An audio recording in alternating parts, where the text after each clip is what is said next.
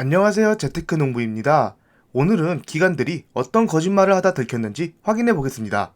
그럼 바로 시작하겠습니다. 구독과 좋아요 부탁드립니다. 해당 영상은 개인적인 의견일 뿐 참고만 부탁드립니다. 어제 시장은 또 한 번의 큰 상승을 보여줬습니다.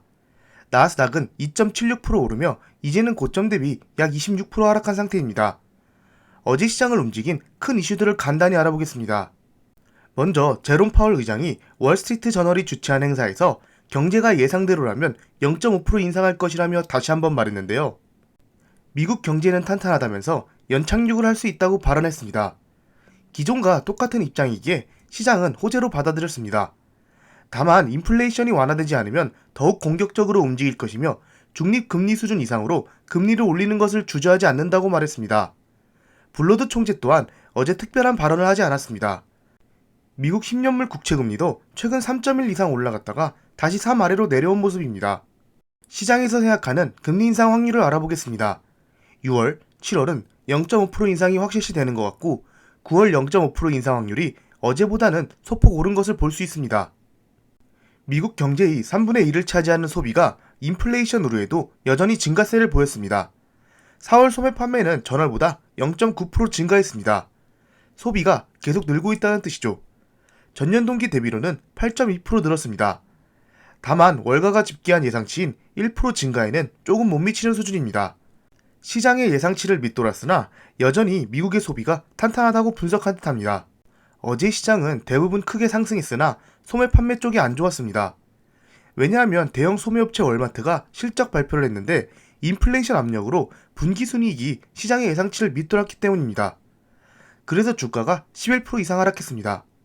시티그룹은 버크셔 해서웨이가 해당 종목의 주식을 매입했다는 소식이 나오면서 7% 가까이 올랐습니다. 그리고 반도체 쪽이 크게 오른 것을 볼 수 있는데요. 반도체 기업 AMD의 주가는 파이퍼 샌들러가 투자 의견을 중립에서 비중 확대로 올렸다는 소식에 9% 가까이 상승했습니다. AMD는 보시다시피 9% 가까이 상승하면서 이제는 고점 대비 약 37% 하락한 상태입니다. 파이퍼 샌들러는 투자 의견을 사양시켰을 뿐만 아니라 목표 주가도 98달러에서 140달러로 올렸습니다. 상향시킨 이유는 주가가 이제 매력적이라고 분석했는데요. 파이퍼 샌들러 분석가는 AMD의 핵심 비즈니스가 잘 운영되고 있으며 PC 시장 침체는 주로 저가 제품들 쪽에서 올 것이며 AMD는 다른 제품들을 통해 PC 시장의 리더가 될 수 있다 분석했습니다. 자 여러분, 여기서 중요하게 봐야 할 부분이 있습니다. 제가 영상에서도 몇 번 설명해 드렸지만 AMD에 대해서 기관들이 어떻게 평가했나요? PC 시장 수요 감소로 인해 AMD가 타격을 입을 거라면서 줄줄이 타겟 주가를 낮췄습니다. 지금 화면에 보시는 뉴스들처럼요.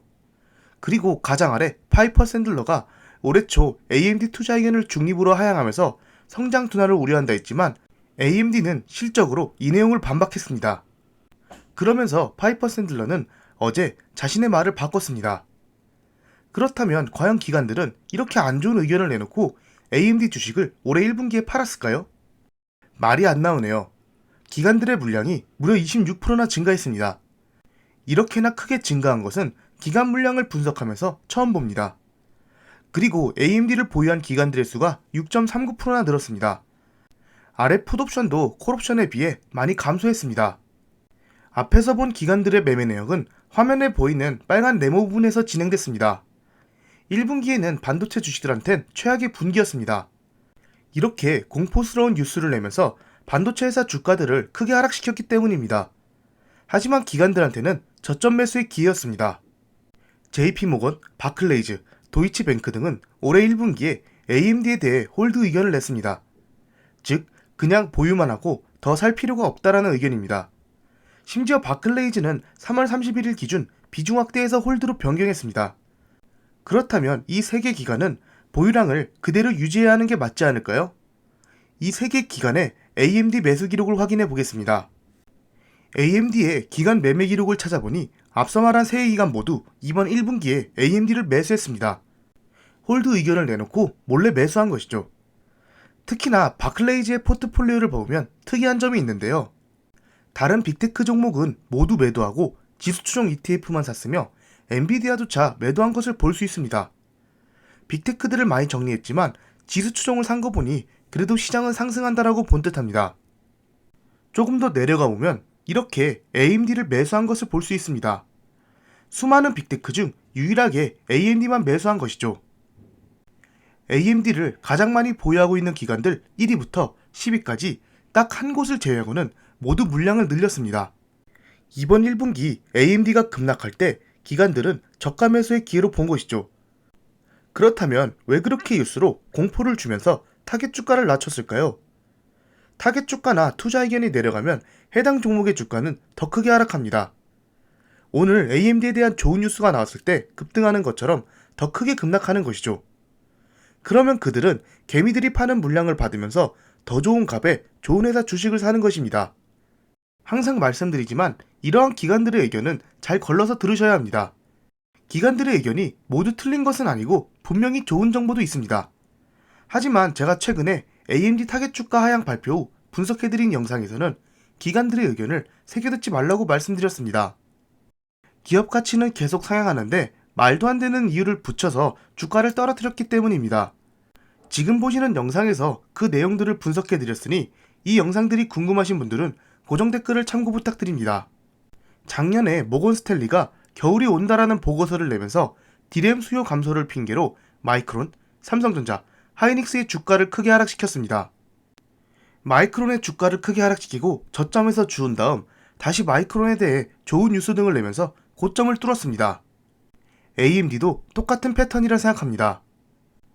AMD의 현재 EPS와 예상 EPS, 그리고 AMD 주가를 비교한 자료입니다. AMD가 2019년 이후 한 번도 EPS 아래로 내려온 적이 없었는데 최근에 다시 내려왔습니다. EPS가 계속 성장하는데 주가는 내려가기 때문이죠. 앞으로는 EPS가 급격히 성장할 것으로 보입니다. 2024년부터는 약간 EPS 성장이 줄어들 것으로 보이나 시간이 갈수록 AMD의 예상 매출과 EPS는 커지고 있습니다.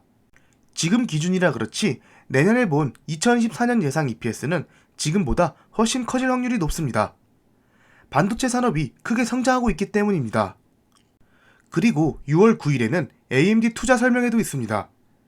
여기서 또 한 번의 좋은 소식이 나온다면 충분히 더 큰 상승도 가능하다고 생각됩니다. AMD가 이렇게 좋게 나오니 당연히 엔비디아의 실적도 좋게 나올 확률이 높습니다. 역시나 어제 뱅크 오브 아메리카에서 엔비디아의 목표 주가를 $320로 설정하고 매수 의견을 냈습니다. 그래픽 카드 수요가 조금 줄어들어도 데이터 센터나 다른 분야에서 훨씬 더 큰 수익을 낼 수 있다 분석했습니다.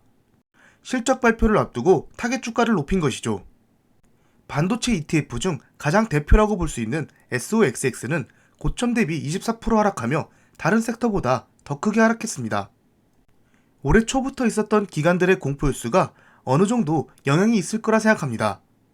다만 시간이 가면 갈수록 모든 제품에 반도체가 필수로 들어갈 것이며 과학기술의 발달은 곧 반도체의 수요 증가입니다.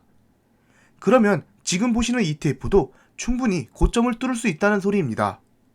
그동안 반도체 주식들을 보유하신 분들은 다른 분들에 비해 마음고생이 심하셨을 거라 생각합니다. 저 또한 반도체 주식들을 많이 들고 있기에 계좌가 힘들었지만 결국 기업의 가치는 변함이 없고 상승하고 있음을 여러 자료를 통해 알 수 있었습니다. 다만 지금 전체적인 시장을 봤을 때 진짜 반등일지 헤드앤숄더일지는 아무도 모릅니다. 반도체 주식들이 아무리 좋은 성적을 보여도 시장에 따라 같이 움직일 수밖에 없습니다. 그렇기에 추후 더 크게 하락해도 흔들릴 필요는 없을 듯합니다. 다만 미국 기업들 대부분이 좋은 실적을 보여줬기 때문에 미국 시장이 다시 상승할 수 있는 여력을 모아가고 있다고 생각합니다. 아직 악재들이 완벽히 해결된 건 아무것도 없기에 시장을 예측하기보다 대응하는 게 중요하다 생각합니다. 시장이 너무 오를 때 추격 매수만 신중히 하셨으면 좋겠습니다. 시장은 기다리면 항상 기회를 줬기 때문입니다. 오늘도 즐거운 하루 보내세요. 감사합니다. 절대 투자 추천 영상이 아닌 개인적인 의견이니 참고만 부탁드립니다. 지금까지 제 영상을 봐주셔서 감사합니다. 구독과 좋아요 부탁드립니다.